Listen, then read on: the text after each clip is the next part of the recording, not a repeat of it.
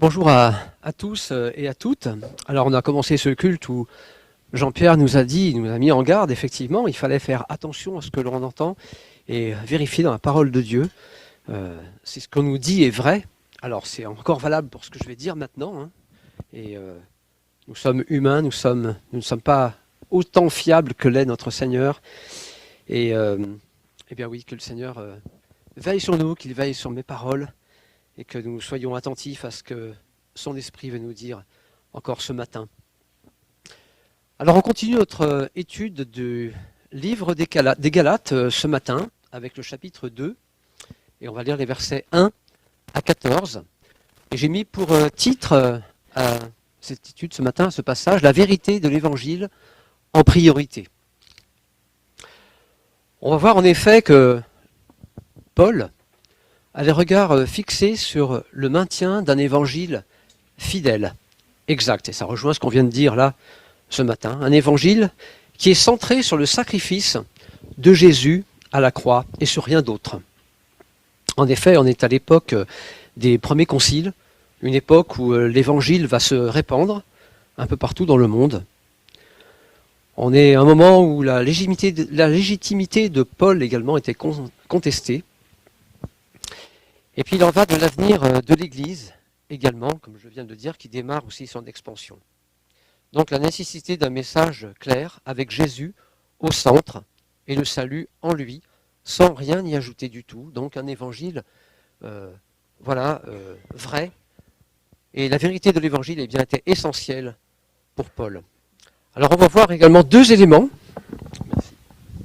On va voir deux éléments dans ce texte qui sont notamment donnés. C'est le problème de la circoncision et puis aussi les rites alimentaires également. Alors on va lire en deux temps ce passage. On va d'abord lire les versets 1 à 10, où on va voir que voilà, il n'y a plus d'obligation rituelle, et notamment voilà, plus de circoncision dont il est parlé dans ce passage. Alors on va le dire ensemble. Voilà, il y a là le chapitre 2, versets 1 à 14 et versets 1 à 10 dans un premier temps. 14 ans plus tard, je suis remonté à Jérusalem en compagnie de Barnabas. J'avais aussi emmené Tite avec moi. J'ai fait ce voyage pour obéir à une révélation divine. Alors je vais peut-être le dire ça parce que je n'ai pas tout à fait la même traduction ici. J'y suis monté suite à une révélation et je leur ai présenté l'évangile que je prêche parmi les non-juifs. Et je l'ai exposé en privé à ceux qui sont les plus considérés, afin de ne pas courir ou avoir couru pour rien. Or, Tite, qui était avec moi, et qui est grec, n'a même pas été contraint de se faire circoncire, malgré les prétendus frères qui s'étaient furtivement glissés parmi nous, pour épier la liberté que nous avons en Jésus-Christ, avec l'intention de nous asservir. Nous ne leur avons pas cédé un seul instant, afin que la vérité de l'Évangile soit maintenue pour vous. Quant à ceux qui sont les plus considérés, ce qu'ils étaient autrefois m'importe peu, Dieu ne fait pas de favoritisme, ils ne m'ont rien imposé de plus. Au contraire, ils ont vu que l'Évangile m'avait été confié pour les incirconcis, comme à Pierre pour les circoncis. Car celui qui a fait de Pierre l'apôtre de circoncis a aussi fait de moi l'apôtre des non-juifs. Et ils ont reconnu la grâce qui m'avait été accordée. Jacques, Céphas, c'est-à-dire Pierre, et Jean, qui sont considérés comme des piliers, nous ont alors donné la main d'association à Barnabas et à moi, afin que nous allions, nous vers les non-juifs, eux vers les circoncis. Ils nous ont seulement recommandé de nous souvenir des pauvres, ce que j'ai eu bien soin de faire.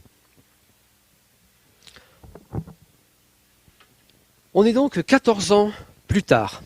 Nous sommes en l'an 46, après la naissance de Jésus. Paul précise qu'il est monté à Jérusalem suite à une révélation. Il insiste, à nouveau, comme on l'avait vu au chapitre 1, sur sa légitimité. En effet, Paul était un peu contesté dans sa légitimité puisqu'il n'avait pas eu de contact direct avec Jésus, lorsque Jésus était sur terre, lorsque Jésus était vivant, mais il a eu la révélation de Jésus sur le chemin de Damas. Jésus s'est révélé à Paul directement à lui. Donc là, il réaffirme en fait que c'est Dieu qui l'a appelé, c'est Dieu qui le guide de bout en bout quand il entreprend aussi des voyages, etc.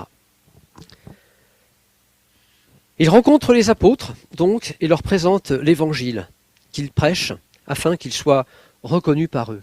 Et par ce biais, eh bien, les apôtres, Pierre, Jacques et Jean reconnaissent aussi qu'il prêche finalement le même évangile que lui. Et c'est important parce que ça leur permettait d'être, de reconnaître qu'ils étaient vraiment sur la même longueur d'onde.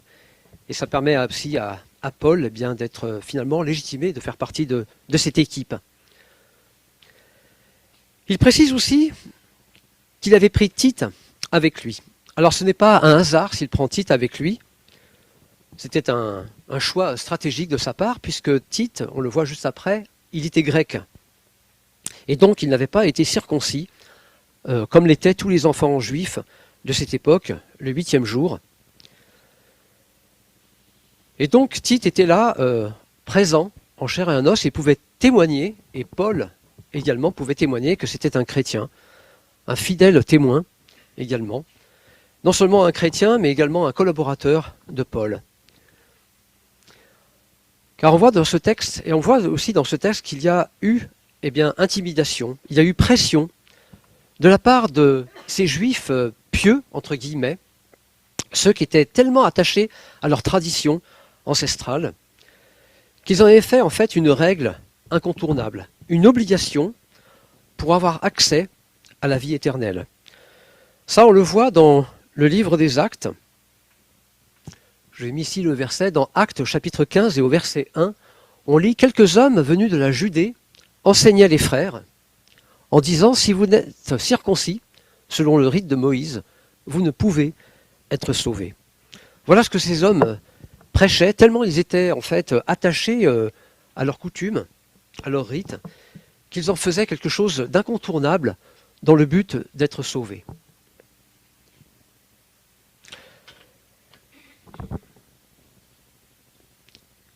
Ce sont des hommes qui apparemment avaient accepté Jésus-Christ, mais ils ajoutaient quelque chose au sacrifice de Jésus à la croix. Et ça c'est grave parce qu'en fait on diminue la valeur du sacrifice de Jésus. On annonce qu'il n'est plus efficace à 100%. On rajoute une condition. Il faut être circoncis. Il faut faire ceci ou cela. Et encore à notre époque, ça arrive d'ajouter des choses pour être sauvé. On ne met pas en avant forcément le sacrifice de Jésus sur la croix, mais on y ajoute tout un tas de rites, tout un tas de choses. On voit la détermination de Paul au verset 5. Pas question de céder. Nous ne leur avons pas cédé un seul instant afin que quoi ? Afin que la vérité de l'Évangile soit maintenue. Afin que la vérité de l'Évangile soit maintenue pour vous. Voilà, j'ai mis en rouge cette expression en fait, et j'en ai fait donc le titre de ce passage, parce qu'on va voir que dans cette première partie, il est parlé de la vérité de l'Évangile, et puis dans les versets 11 à 14, on le verra encore, cette expression, elle revient également dans la bouche de Paul. La vérité de l'Évangile soit maintenue pour qui ? Pour vous, les Galates, leur dit-il. Et c'est également valable pour les chrétiens les gens qui vont entendre l'Évangile après, puisque la parole de Dieu est en pleine expansion. C'était valable au cours des siècles pour toute cette génération de chrétiens, et ça l'est encore pour nous aujourd'hui. La vérité de l'Évangile a été maintenue. Et c'est ça que Paul avait vu et voyait en premier, c'est ça qu'il poursuivait. La vérité d'un Évangile pur, c'est-à-dire centré sur le sacrifice de Jésus-Christ.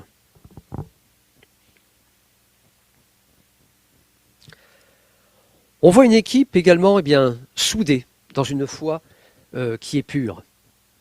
On voit une équipe soudée puisque en fait, Paul va expliquer, il le dit un petit peu plus haut, ce qu'il prêche. Et les apôtres, Pierre, Jacques, et les autres reconnaissent en fait que cette grâce a été accordée à Paul. Ils le disent, hein, voilà, là, ils ont reconnu la grâce qui m'a été accordée. Et donc ils forment une équipe bien soudée qui va pouvoir partir par équipe de 2, chacun de leur côté, certains pour les non-juifs et d'autres pour les juifs. Ils vont faire une équipe soudée donc, mais il reste des hommes, malgré tout, des hommes qui sont fragiles, qui sont faillibles. Et la deuxième partie de notre texte va le montrer également. Et puis n'oublions pas également le verset 10, qui est à la fin de cette première partie, avec cette précision qu'apporte Paul. On lit au verset 10, « Ils nous ont seulement recommandé de nous souvenir des pauvres, ce que j'ai eu bien soin de faire. » Nous souvenir des pauvres. Il est intéressant ce verset parce qu'il vient un petit peu là, d'une manière un peu surprenante, nous parler de quelque chose de concret.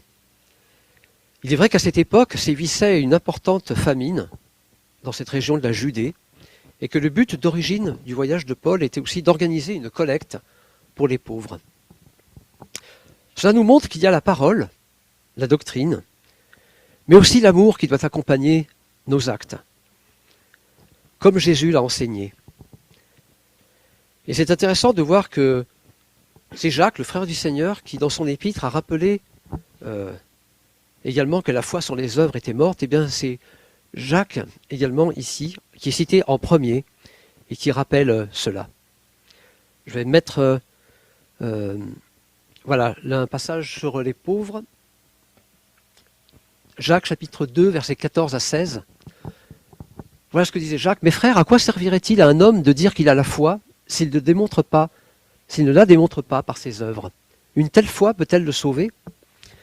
Supposez qu'un frère ou une sœur manque de vêtements et n'ait pas tous les jours assez à manger.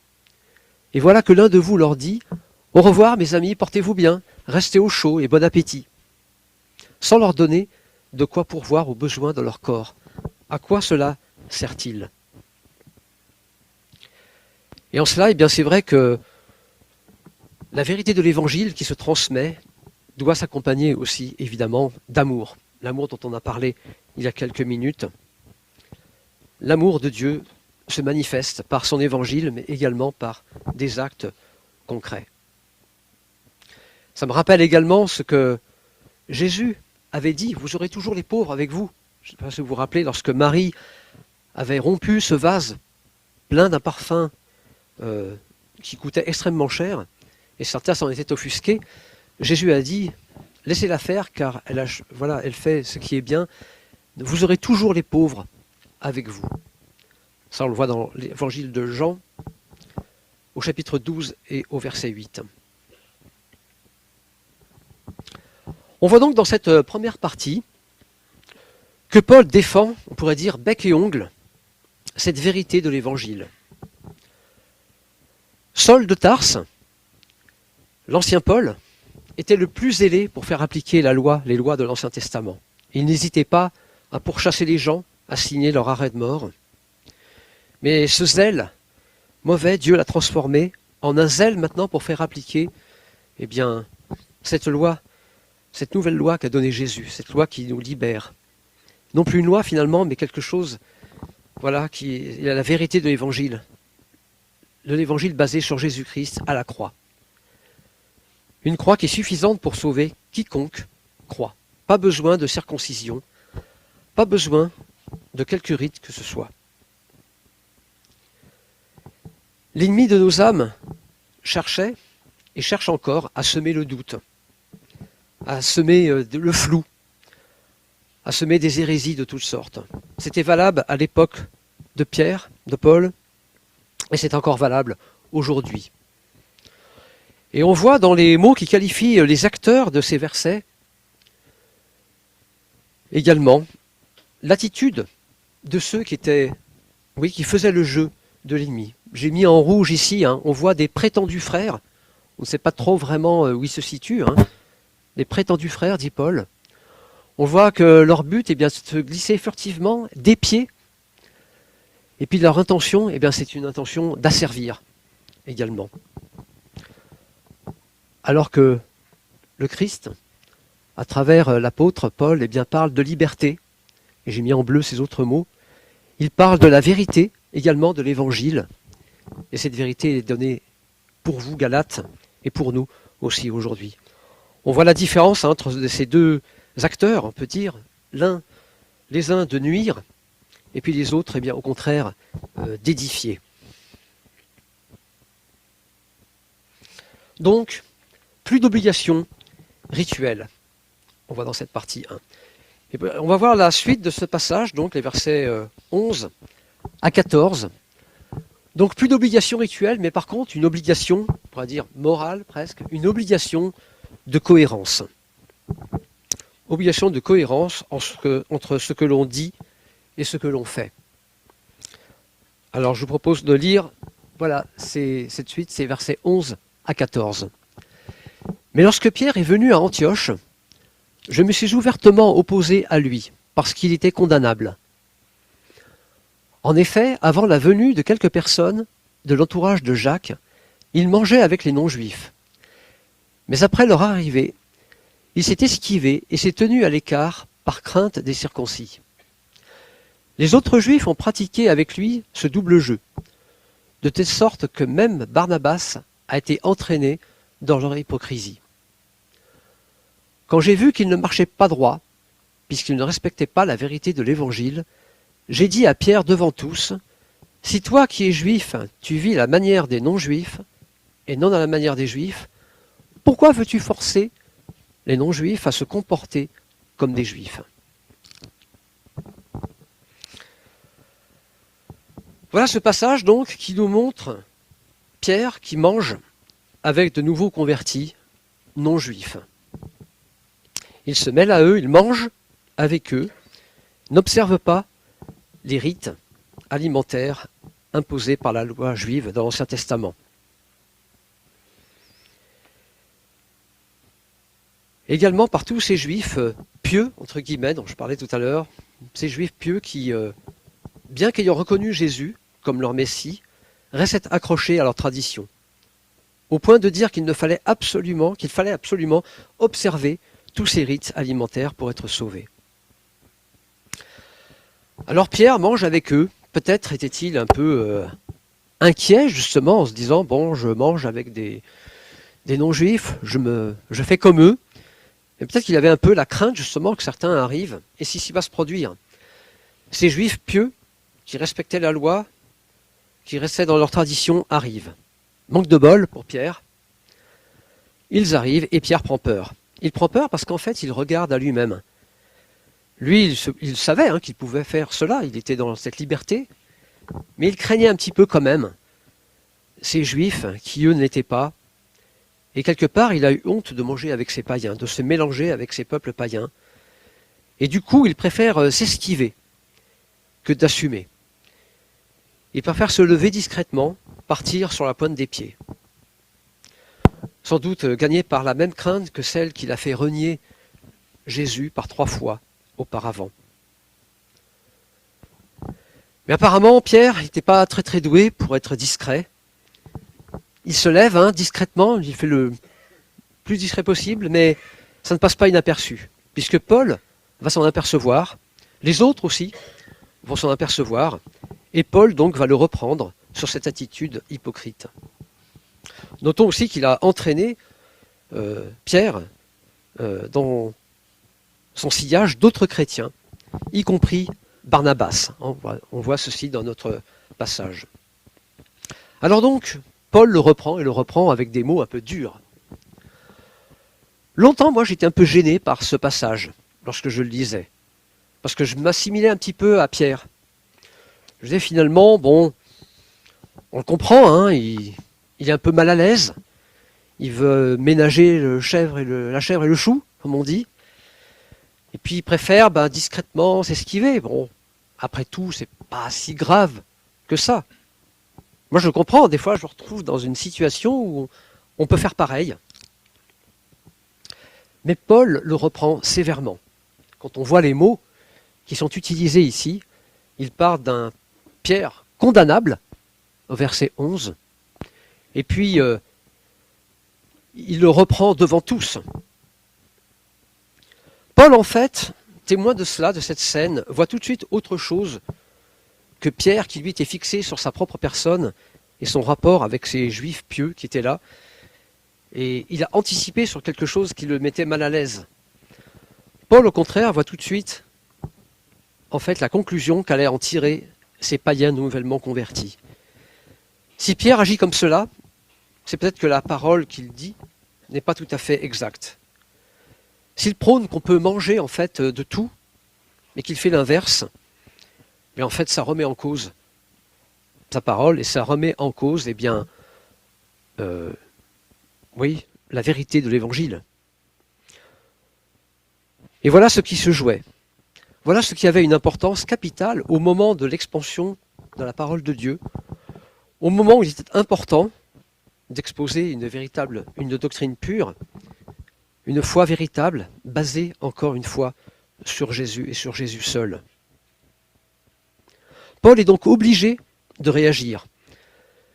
Lorsqu'il y a comme ça quelque chose qui est notoire, tout le monde a vu que Pierre s'était esquivé. Lorsqu'il y a quelque chose de notoire, eh bien, on est obligé d'agir comme Paul l'a fait. Paul s'est ouvertement opposé à lui, et puis il le reprend comment? Non pas seul à seul, mais devant tous, parce que c'était nécessaire. Il y a des situations dans l'Église où lorsque quelque chose de notoire est là, eh bien c'est devant tous que cette chose doit être réglée. Et ici, voilà ce que Paul fait. Il a raison, puisqu'il y va de l'avenir de l'Église. Il y va de l'avenir de la doctrine, qui était tellement importante à ce moment-là.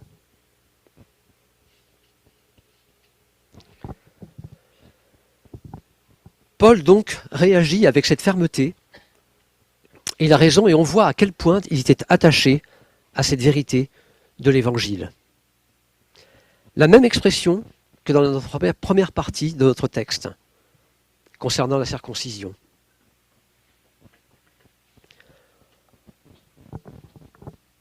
On voit donc Paul, vraiment, qui avait vraiment à cœur cette pureté de l'Évangile, cette vérité de l'Évangile.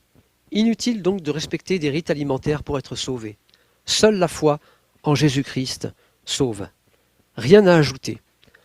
Et voilà le danger qui menaçait l'Église naissante. Ne pas être unis réellement quant à la doctrine par rapport à ces rites et amoindrir l'efficacité de l'œuvre de Jésus à la croix. L'avenir de l'Église était en jeu, et à tel point que voilà ce qui a fait réagir Paul, et il réagit à la mesure de ce danger. Voilà quelle était sa priorité absolue. On voit donc ce parallèle qu'il y a entre la première et la deuxième partie de ce passage, avec ces mots également. Alors voilà, la vérité de l'Évangile, j'ai remis le premier passage du verset 1 à 10, où Paul réagit pour que la vérité de l'Évangile soit maintenue. Et puis dans la deuxième partie également, on retrouve cette expression, la vérité de l'Évangile, qui était si importante à ses yeux, et qui était effectivement en réalité. Voilà pourquoi j'ai mis ce titre à ce passage.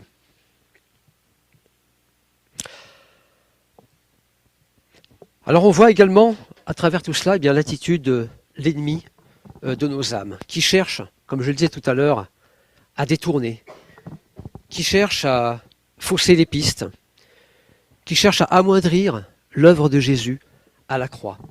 Et il le fait d'une manière furtive, d'une manière sournoise. Quand on voit au début, dans la première partie, on voit que ces prétendus frères s'étaient furtivement glissés pour épier, pour asservir. Et puis dans la deuxième partie, on voit également Pierre qui s'esquive discrètement et puis qui se tient à l'écart. Et ça rappelle un peu le jeu de l'ennemi, ça rappelle le serpent ancien, celui qui se tenait dans le jardin d'Éden et qui glisse aussi vers Ève pour dire « Mais Dieu a-t-il réellement dit ?» Voilà, la vérité qui est faussée, la vérité qui est détournée par notre ennemi, d'une manière un peu furtive, d'une manière celui qui s'esquive, qui se tient à l'écart et qui glisse silencieusement des contre-vérités et des doutes. Dieu a-t-il réellement dit? C'est encore valable pour nous aujourd'hui, malheureusement. Donc, on voit à quel point il était important pour Paul de rétablir cette vérité et de partir sur une bonne base, pour que l'Église soit unie dans la même doctrine et qu'elle parte donc de la bonne manière. La circoncision est inutile. Et je ne sais pas ce que vous en pensez, messieurs, mais moi je suis bien heureux que la circoncision soit inutile, parce que si on vous disait que pour venir à Christ, il faut se faire baptiser, croire en Jésus, et puis à un moment donné, perdre un petit bout de vous-même, voilà, ce ne serait pas évident. La vérité de l'évangile, eh bien, elle nous rend libres. Il est parlé à un moment donné de la liberté, voilà, de l'évangile, la liberté des enfants de Dieu. Plus de rites, également, plus de circoncision. Voilà ce qui importait aux yeux de Paul. Alors c'est intéressant de voir ce passage et voir de la manière dont Paul était vraiment inquiet de transmettre un évangile pur, un évangile basé uniquement sur le seul sacrifice de Jésus-Christ.